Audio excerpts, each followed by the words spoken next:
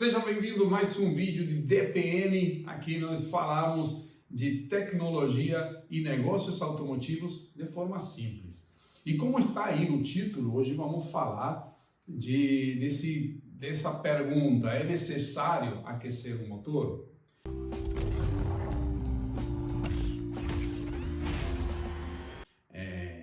Muitas vezes ouvimos que os motores modernos não precisam aquecer, você liga e sai andando. Outros falam que os motores precisam, sei lá, 20 minutos, deixa o motor 20 minutos, depois sai para a rua. Enfim, tem várias formas e várias indicações. Vamos estudar um pouco, vamos discutir um pouco aqui, você coloca também nos comentários o que pensa a respeito, mas vamos trazer um pouco de informação técnica para embaçar um pouco esse assunto. Ok? Para começar, podemos dizer que um motor é uma máquina térmica. Uma máquina térmica que vai transformar a energia química que está contida no combustível em energia cinética, energia mecânica, mesmo, movimento. Tá? Ok, para que isso aconteça, se há uma reação química, uma transformação, nós sabemos que como resultado vai ter a liberação de temperatura. Ou seja, o motor tem temperatura, ele gera temperatura. E o motor também tem que regular, administrar essa temperatura. Ele não pode trabalhar muito frio, nem muito quente, sobreaquecido, que é o caso. Então, já sabemos então que se gera temperatura a partir da queima de combustível, da reação química, e se gera temperatura também pela fricção, pelo próprio atrito dos materiais. Então, beleza. Falado isso, onde que estão os principais componentes que estão sometidos a maior temperatura, que tem que lidar com a maior temperatura? Pois é, aí onde vocês estão vendo essa imagem agora, essa imagem é uma modelagem matemática que está mostrando o comportamento dos materiais a nível de temperatura. No caso aqui, que estamos vendo no lado direito da tela, isso aqui tudo deformado, essa peça que parece toda deformada, ok, mas é importante ressaltar que isso aqui é uma ampliação do que acontece com um cilindro, uma camisa, um lugar onde vai se deslocar o pistão aí dentro. Mas olha a unidade de medida, estamos falando a nível de microns. Essa deformação é em microns. É uma deformação real, mas uma deformação em uma escala de medida infinitamente pequena, muito pequena. Ok, mas mesmo assim, veja que dá para perceber que não é uma peça perfeita, não é uma peça do ponto de vista geométrico cilíndrica. Quando nós pegamos na mão essa peça, é um cilindro, é redondinho, medimos, sim, mas se a gente vai, dependendo da escala de medida que vamos utilizar, vamos ver que vai ter diferença. E não só isso, que essa peça vai mudar seu dimensional conforme a temperatura a qual está sometido. Por exemplo, uma coisa é um motor frio, essa peça está a temperatura ambiente, está a 20 graus Celsius, essa peça pode estar a 900 graus Celsius. Então existe o fenômeno da dilatação e da contração. E cada material tem seu coeficiente de dilatação e a indústria trabalha muito com fazer aleações para fazer uma melhor transferência térmica, ou seja, esfriar mais rápido, para dilatar menos, dilatar mais, conforme o que for a aplicação dessa peça. Mas o que nós estamos vendo nessa modelagem aí é como se comporta e como há regiões que nós temos picos e vales, ou seja, quanto mais tende para a escala do vermelho, quer dizer, está formando um pico, como é esse caso aqui. Quando mais tende para a região do azul escuro, aí um vale, ou seja, vai para dentro, se deforma, não deforma para fora. Isso faz com que essas peças sejam dimensionadas, desenhadas para que atinjam vamos dizer assim, seu dimensional perfeito, ou quase perfeito, ou ideal, a determinada temperatura de trabalho. E qual é essa temperatura de trabalho? A temperatura normal de funcionamento para o qual foi projetado esse motor. Isso quer dizer que quando esse motor estiver frio, provavelmente esses picos e vales que nós estamos vendo aqui vão ser totalmente diferentes. E esse cilindro que nós estamos vendo aqui, ou o pistão que está aqui do outro lado, ele não vai ser cilíndrico, ele vai ser oval, ele vai ter uma forma diferente quando está frio, que é a forma que vai obter quando estiver na sua temperatura de trabalho. Isso já também não vai dar um indicador. Se o pistão tem que se deslocar aqui dentro, sobe e desce aqui dentro, e essas paredes estão deformadas com picos e vales, nós vamos ter aí regiões onde essas arestas que vão se formar vão gerar um atrito com essa peça metálica que está subindo e descendo, aumentando a temperatura, aumentando o desgaste dos materiais e também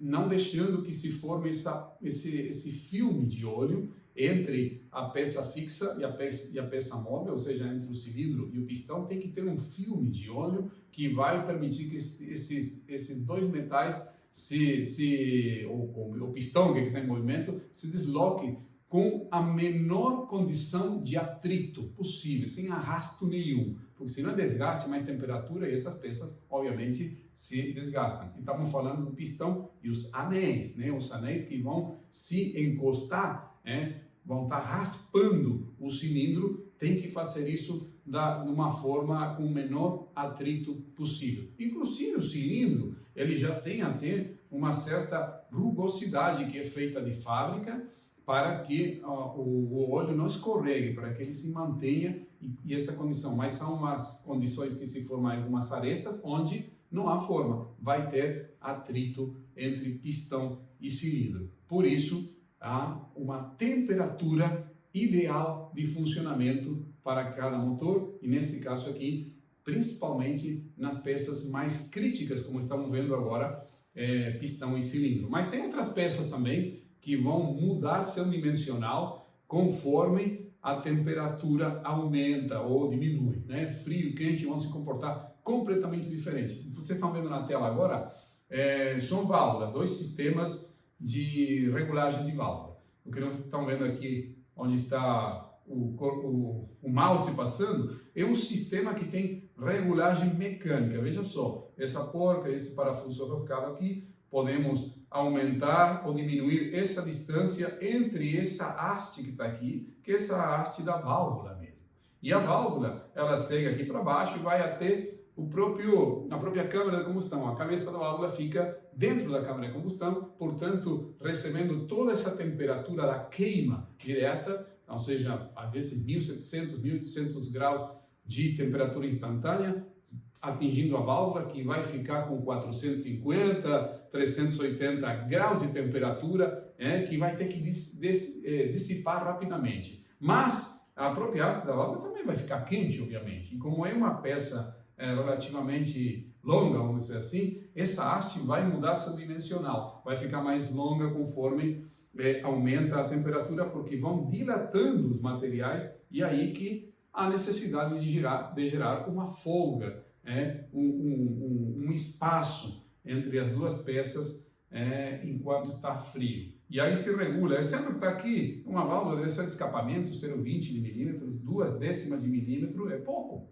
mas 2/10 de milímetro, mas se não tiver essa 2/10 de milímetro, essa válvula fica apertada, fica aberta, e se queima a válvula. Então tem que ter uma regulagem porque dilata. Então frio vai ter, às vezes, até um pequeno barulhinho, porque essa folga não está completamente fechada, e quando aquece, chega ao dimensional perfeito, e aí abre completamente, mas não fica aberta a válvula e não se queima.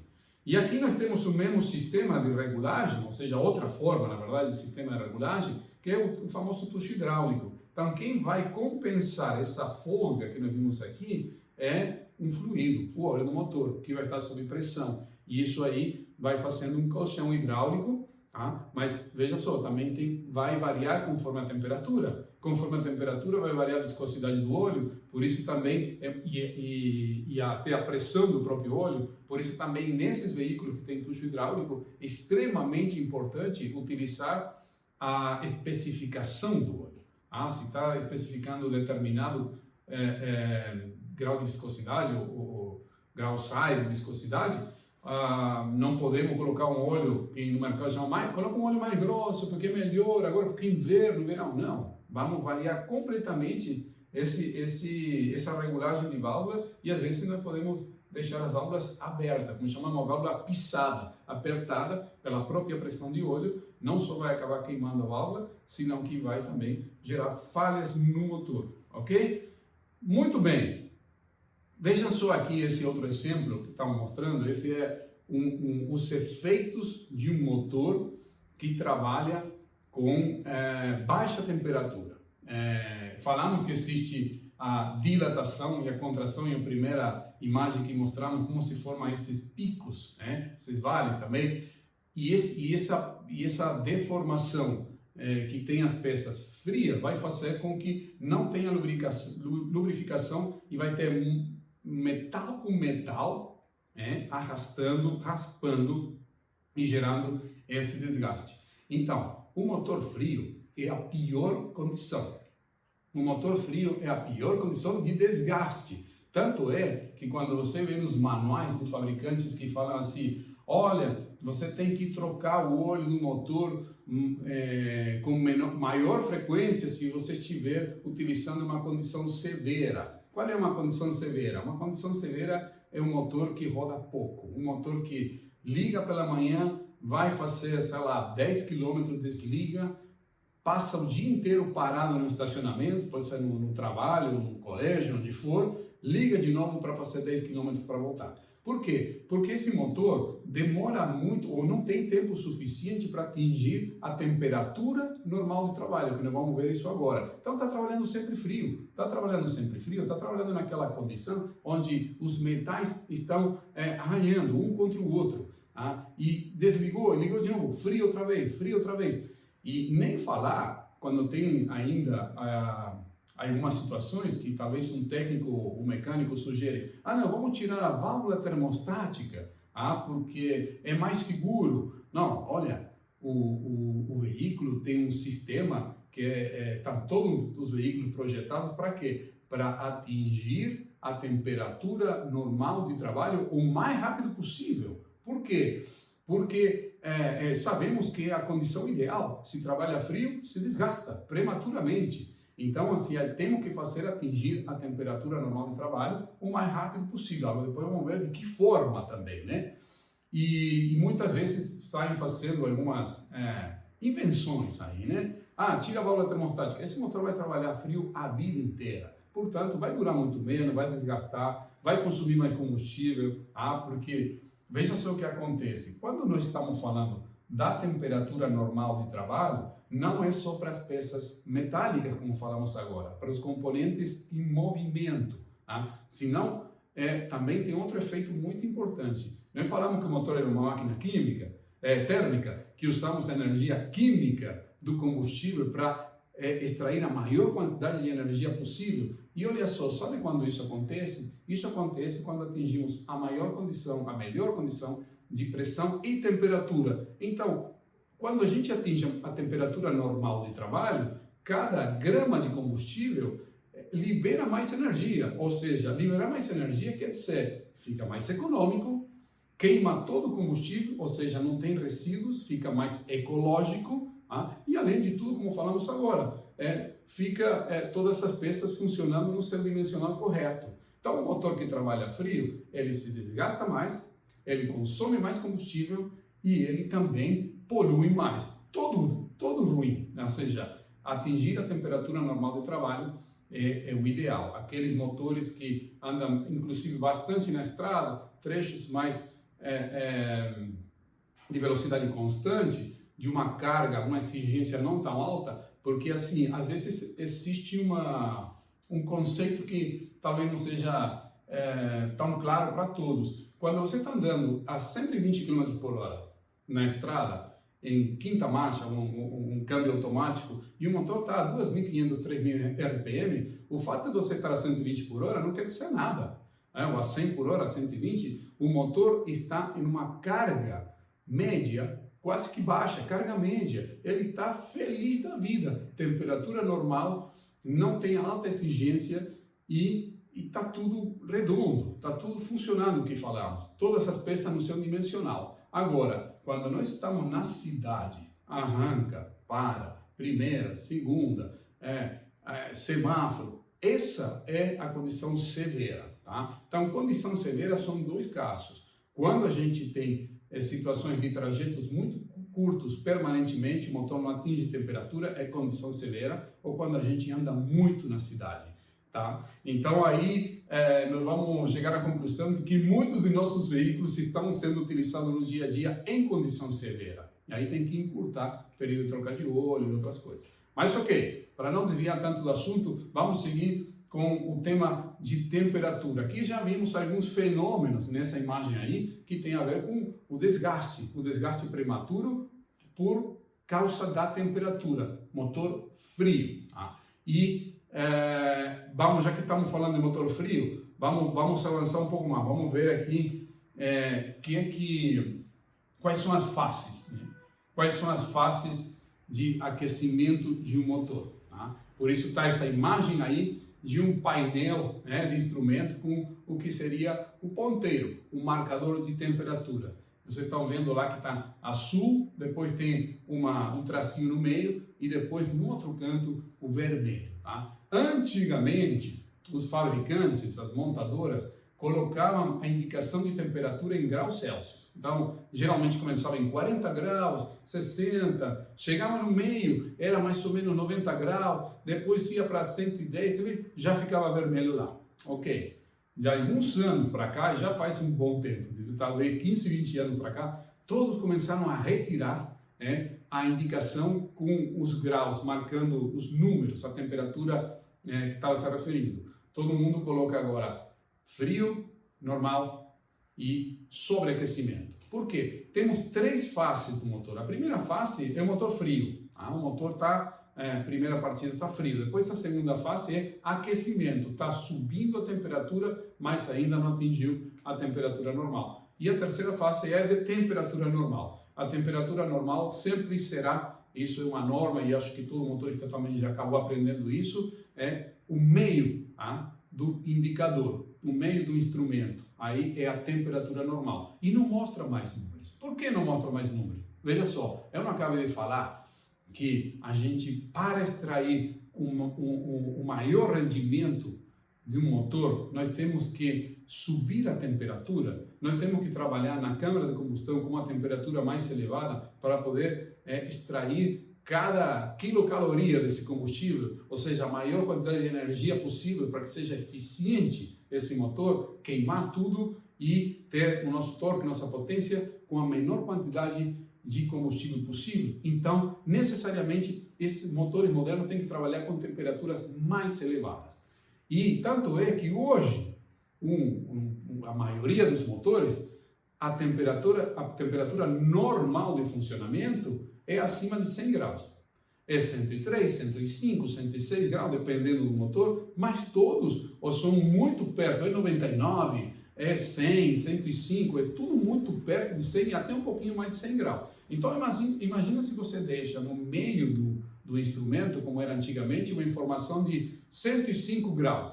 O cliente, o dono do carro, vai direto para o oficina. Esse carro está muito quente, está mais de 100 graus. Com mais de 100 graus, a água entra em ebulição, né? Não é um carro, porque num carro a água entra em ebulição em estado natural, a 99, 100 graus, há uma atmosfera de pressão, ou seja, no ar que a gente respira, mas essas condições não temos no carro. Primeiro porque não temos água no carro. A gente tem um fluido de arrefecimento, é um fluido, é um composto químico que não é mais água, por isso tem essas cores e tudo mais. Então, esse próprio fluido já tem um ponto de ebulição um pouco mais alto que a água normal, água de torneira. Segundo, esse fluido está num circuito fechado que está pressurizado. Então, pressurizado é o efeito da panela de pressão. A água vai ferver a maior temperatura. Só que tudo bem, você não tem como explicar tudo isso para um dono do carro, então a solução mais prática foi: tira os números e coloca as cores. Aqui é frio, aqui é normal e aqui é quente, e por isso, dessa forma, se trabalha agora, já faz um bom tempo, com os veículos, com o ponteiro de temperatura. Quando tem o ponteiro, tem muitos também que já não utilizam mais o indicador de temperatura, ok? Mas é importante lembrar isso, temos três faces: motor frio, motor em aquecimento e motor em temperatura normal. O ideal é funcionar, chegar o mais rápido possível à temperatura normal. Os fabricantes fazem isso, desenham circuitos, fazem válvulas termostáticas hoje pilotadas eletronicamente, às vezes mais de uma, para poder fechar o circuito, aquecer mais rápido e depois se controlar essa temperatura. E falando isso, o que era a pergunta? É necessário aquecer o motor? Eu acho que está respondido. É necessário aquecer o motor, sim, mas é importante ver de que forma. Eu tenho que esperar meia hora para sair? Bom, vejam, aqui nós temos um exemplo que talvez seja um pouco radical. A imagem que vocês estão vendo aí, um carro de Fórmula 1 em box, aquecendo. Sabemos que está aquecendo porque lá no escapamento ele tem o tubo de exaustão dos gases. Está o motor ligado, mas veja só, está o motor ligado e ele está no ar, está sem as rodas, porque estão aquecendo o motor, estão aquecendo a transmissão, ou seja, câmbio diferencial, tudo isso está girando no ar. Por quê? Porque, olha, tudo que falamos até agora, será que vale somente para o motor? Será que essa história de que o metal se dilata e muda seu dimensional é somente para o pistão, para as válvulas, para o cilindro? Não, é para todas as peças móveis do veículo. E a gente tem que aquecer, olha, tem que aquecer o motor, tem que aquecer o câmbio, tem que aquecer o diferencial, a transmissão, os freios que fazem esse atrito também, eles vão ter o seu melhor coeficiente de atrito, ou seja, vai frear melhor quando atingir determinada temperatura, a temperatura de funcionamento do sistema de freio, da pastilha de freio, desse componente de fricção. Então, resumindo, como que se faz então um carro normal, um carro, um caminhão, uma van, como que se faz o aquecimento? Qual seria o ideal para ter uma maior vida útil? Você que trabalha no setor automotivo vai recomendar os seus clientes, ou você que gosta de carro, entusiasta também de tecnologia e quer saber como se faz isso. Olha, tem que ligar o motor, obviamente, o motor vão ligar e não precisa ficar meia hora, não é necessário. Vão ligar o motor, fica 1 minuto, é mais do que suficiente, espera 1 minuto, estabilizar as rotações, vai estabilizar também toda a pressão dos fluidos, por exemplo, tem ducho hidráulico, vai estar tudo com as pressões de fluidos perfeita na parte baixa, alta do motor, 1 minuto. Aí vai sair com o carro andando. Por quê? Porque não vamos ter que aquecer o motor, o câmbio, o freio, tudo bem. Então, já vamos aquecer tudo rodando com o veículo. E isso aí também se faz em que condição? Em condição de baixa carga. A gente não vai solicitar potência, não vamos sair acelerando muito. Então vai devagar, se é manual, primeira, segunda, 45, 50 km por hora, não exige muito, 2.000 RPM vai fazendo troca de marcha, tranquilinho. Você vai ver que o ponteiro vai se mexer. Se mexer o ponteiro, quer dizer, saiu de frio, já está na fase de aquecimento. Chegou no meio, temperatura normal, é contigo. Você pode usar o carro do jeito que quiser, mas não tem que forçar o carro na fase fria e também não é recomendável forçar o veículo na fase de aquecimento. Vocês vão ver que isso até chegar à temperatura normal, e são 8, 10 minutos, uma coisa mais ou menos assim. Vai variar um pouquinho, mas já pode se acostumar a fazer o aquecimento do veículo, não apenas do motor. Bom, era isso que tinha aí para compartilhar com vocês agora. Se é necessário ou não aquecer o motor, por quê, quais são as peças mais importantes que sofrem com o motor frio. Sofre o motor, sofre o câmbio, sofre tudo quando está frio, embreagem também, outra peça de fricção também precisa temperatura. Enfim, esse era o conteúdo para hoje. Se vocês gostaram, coloque nos comentários. Se tem sugestões, se concorda, se não concorda, também coloque aí as suas seus apontamentos aí com aqueles temas que não concordaram, que a gente vai responder aqui nos comentários. Aguardo vocês no próximo vídeo de DPN.